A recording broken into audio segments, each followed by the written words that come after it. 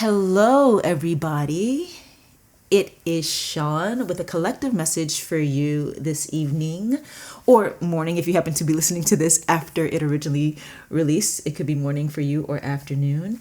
Our messages today are about the narcissist at work, and we are getting our messages directly from Mama Jumbo, who is an African goddess that I'll tell you guys a little bit more about later. But first, we are going to talk about the fact that, you might be working with a narcissist. Now, this could be the case even if you are self-employed.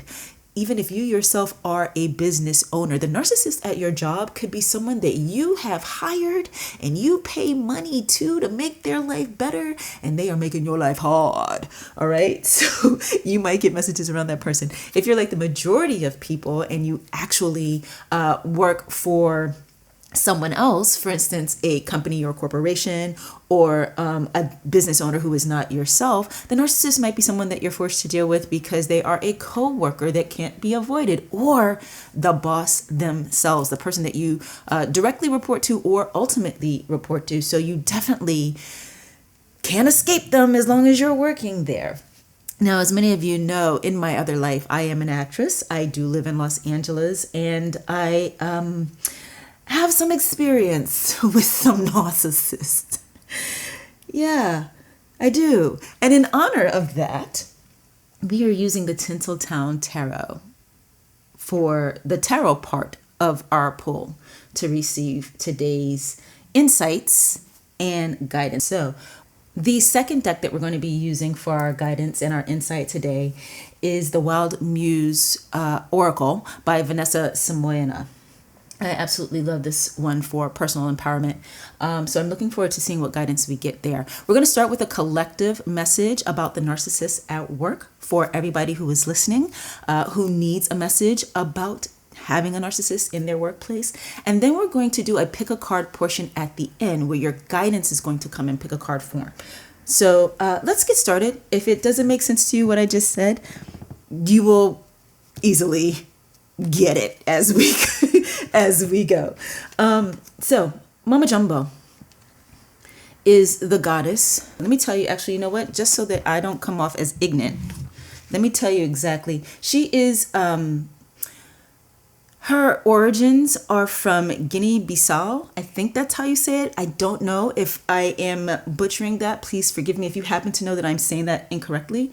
Actually, you know what? If I were to lean on what I know of French, it might be Bissau.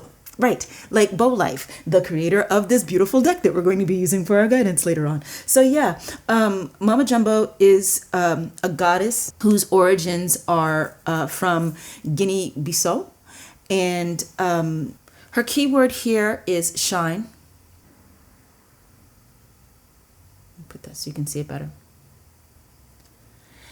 And, you know, she's the perfect goddess to give us that message because, one of the tools that I use for goddess readings is the African Goddess Rising Oracle by Abiola Abrams. And in that oracle, in that guidebook, Abiola shares how colonizers mispronounced Mama Jumbo's name callously and carelessly. And they started calling her Mumbo Jumbo, which came to be synonymous with gibberish. And so in its essence, what that means is this great energy was suppressed because of ignorance. And I'm gonna go ahead and tell you before we even pull a card, that's part of what you experience in your dealings with a narcissist. You are a magnificent energy, and it gets suppressed or distorted because of interactions with the narcissist, whether it's a narcissist at work or in your family. And we're going to just find out a little bit more about that right now. So, Mama Jumbo, what guidances do you have? What would you like to share for those who are here with us right now regarding the narcissist in their workplace? Okay, so the first card we have is, Five of Swords. That's the conflict card, y'all. I know that those of you who are tarot readers and saw that come out were not surprised. Guidances for those who are with us right now regarding the narcissist at work. I also got a hit of unavoidable conflict. So something to keep in mind as we continue to pull. We have Knight of Cups. This looks like the stereotype of a narcissist, doesn't it? Shiny car, great clothes, possibly insincere smile. I don't know, I'm being judgy. Because you can have great things, you can have nice things and not necessarily be a narcissist. But man, oh man, does this card seem to fit the bill of what we tend to see depicted on television and movies about narcissistic personality types, particularly those of the male persuasion. Okay, let's get one more card. Mama Jumbo. Here we go. Thank you. The Hanged Man. Yes, change of perspective. Change of perspective. So here's the thing, guys, and I know that this is going to be unfortunately, a very hard message for some of you to receive. But please do remember, whenever you seek out a tarot reading, whether it's a personal reading or it's a pick a card reading on a social media platform, whether it's from me or from one of the larger channels, a lot of times we are seeing things that you don't yet see, because if you already saw them, you wouldn't need us to tell you about it. So just be as open-minded as you possibly can in this moment. The conflict in your workplace because of the narcissist that you have to deal with there. For some of you, I'm actually getting that there are multiple narcissists in this work environment, but there's one in particular who is extremely large looming, for lack of a better word. This person is unable to allow there to be peace in the work environment. There can be an issue or a conflict that comes up, that arises, and it gets settled, it gets resolved, there's hope on the horizon, and this person is completely unhappy with that. It doesn't matter how much they are smiling in your face or how much they seem to be kowtowing to the people who are in charge. Deep down inside, at their core, they are not happy about things being resolved, things being okay. They are much more inclined to want, let me give you a better word than that. They are, satisfied isn't the word, I need a bigger word. They enjoy more when there is conflict. And it's not just because they like to see people be unhappy or feel the unhappiness of others. There is some pleasure in that because it helps them feel less bad about themselves. When they can see other people being miserable, it makes them feel as though, okay, good, I'm not the only one that's miserable. It makes them feel, it normalizes them in some way, unfortunately. But on top of that, there is a position that this narcissist at your job is able to take when there's conflict that makes them feel superior. So there's the feeling of being equal with others when they see other people suffering as they themselves suffer on the inside. But then there's also this feeling of being superior that they get in conflict situations because of their ability to sow discord. They get off on it. They are like the energy of strife. Isn't there like a god of strife or something like that? I'm pretty sure that there is.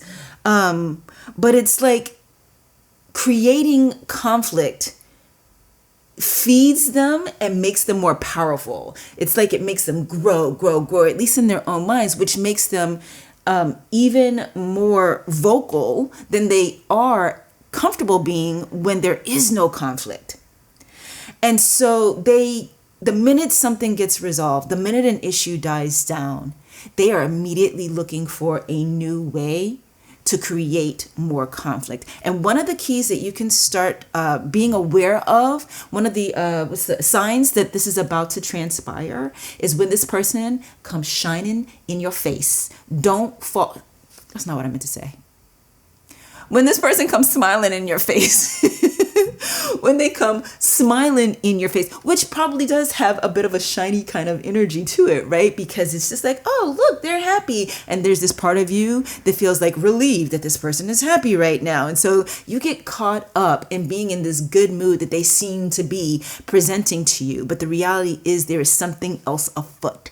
Underneath, there is an agenda. And the agenda is to hook you in and turn stuff around.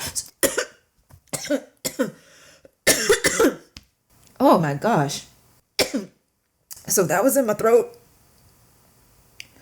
And what I'm getting to tell you on that, I don't know if I'm gonna edit that out. You know what I might do? If the sound sounds weird when I do this, it's gonna be because I've lowered it so it's not so loud in your ear. But I want you to hear this message that's coming through that happened as I was choking just now.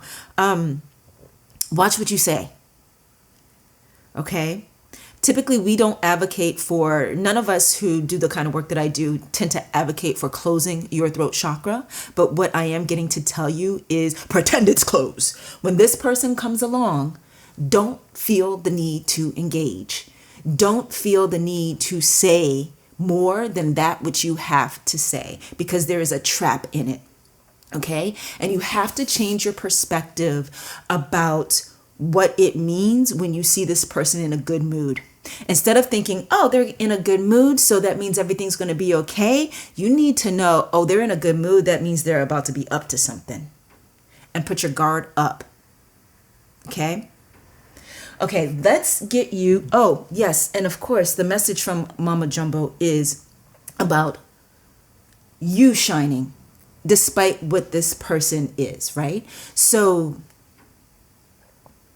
what this means at one level is for you to not let whatever energy they bring along, whether they are bringing the overtly conflict energy, or that's not a sentence. Hold on. Whether they're overtly bringing conflict energy, or they are bringing what seems to be a more convivial or congenial or nice energy, pleasant energy to you when they engage you. This is really, really, really about when they come up to you specifically, this guidance here. But when they do this, whichever energy they're bringing, don't let that dictate how you show up. Don't let it dictate, okay, they're in a good mood, so that means I can let my guard down. No, you need to always have your guard down with this person. Okay? Because they will always be doing something to make you feel like you need to withdraw, like you need to see yourself as less than. They may even outright say to you that other people see you as less than. This is not true. Don't believe it.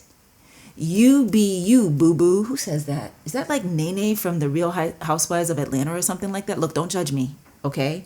I don't watch that kind of stuff regularly, but there was a period of time called the pandemic when I needed something to watch, and I did check out that show, and I could not, y'all. I just couldn't. And I wish I could say it was because I'm so above it all and I don't, want to feed into the drama or feed off of the drama. No, it wasn't that. The production values were just so bad, and I can't watch anything with production values that are not good.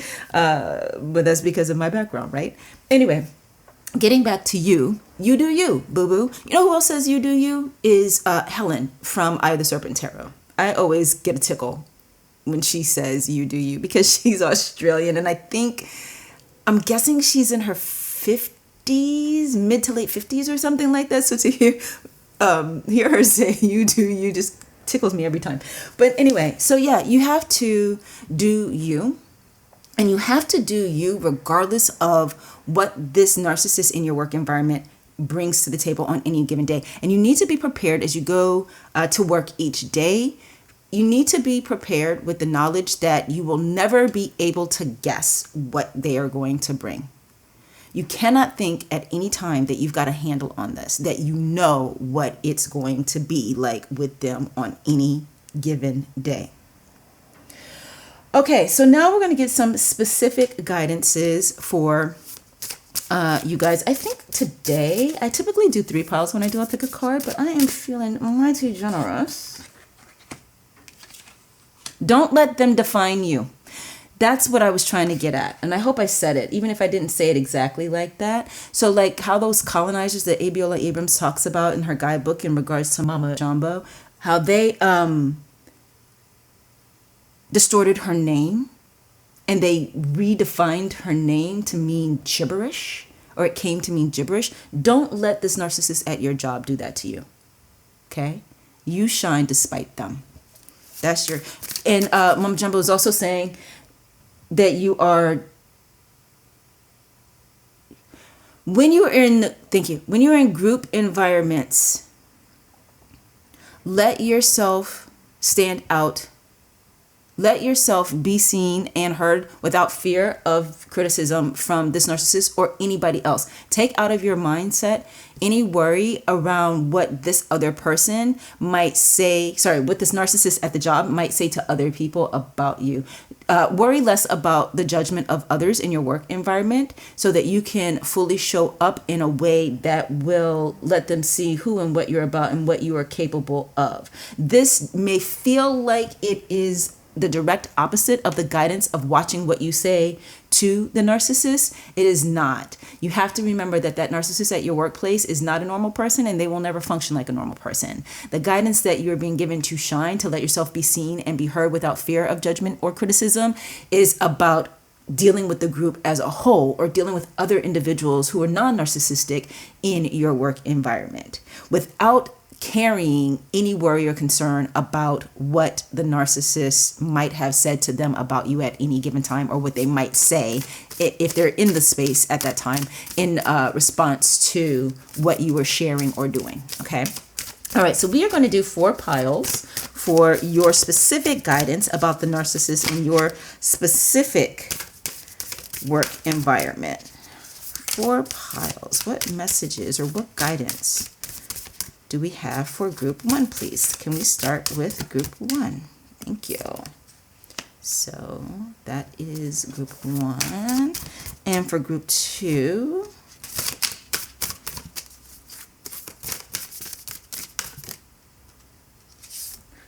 these cards stick together sometimes, which is not my favorite thing. I would use this deck a whole lot more if it was easier to pull cards from them. Okay, group 3.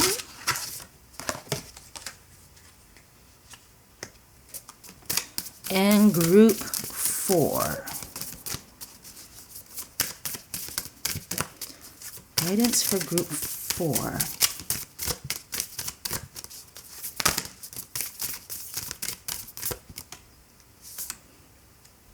Here we go. I might have to start pre-plucking the cards when I use this deck. Okay, so group 1. Your guidance is confessions, and this is clearly about being honest with yourself. This is a confrontational message for you, group 1. And it's about examining whether or not you might secretly enjoy the conflict that gets sowed in the workplace.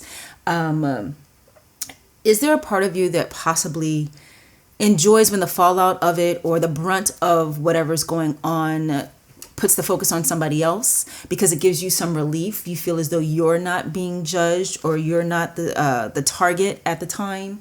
Be careful of that, because as long as you have that in your energy of enjoying it, you won't be motivated enough to get out of it. And there's a larger part of you that really would prefer not to have so much conflict in your work environment, and have to live with the fear. Like a shadow energy that might be in you oftentimes is a fear about it coming around to you again next. So just be mindful of that, group 1, okay? For group 2, you guys got the best of you. You guys are having a very interesting reaction to working with a narcissist that is not actually uncommon.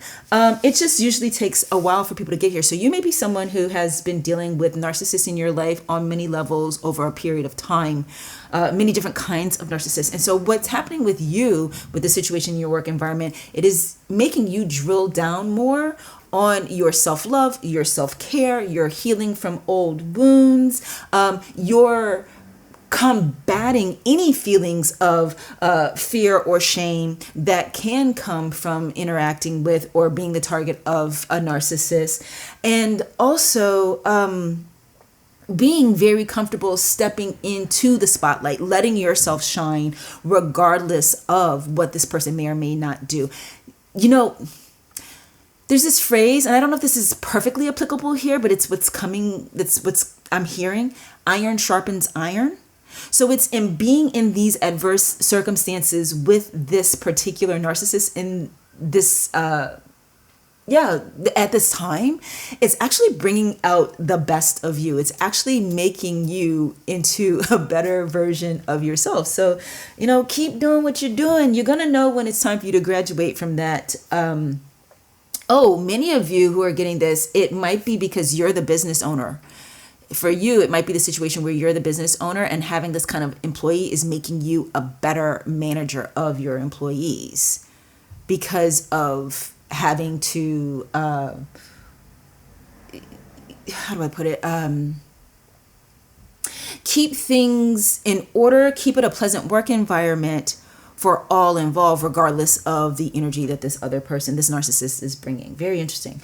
Okay, group 3, you guys got perfect moments. The guidance for you is around recovering from episodes in the workplace. So when this narcissist creates any sort of scenario that screws with your energy, for lack of a better phrase, right? It gucks you up inside.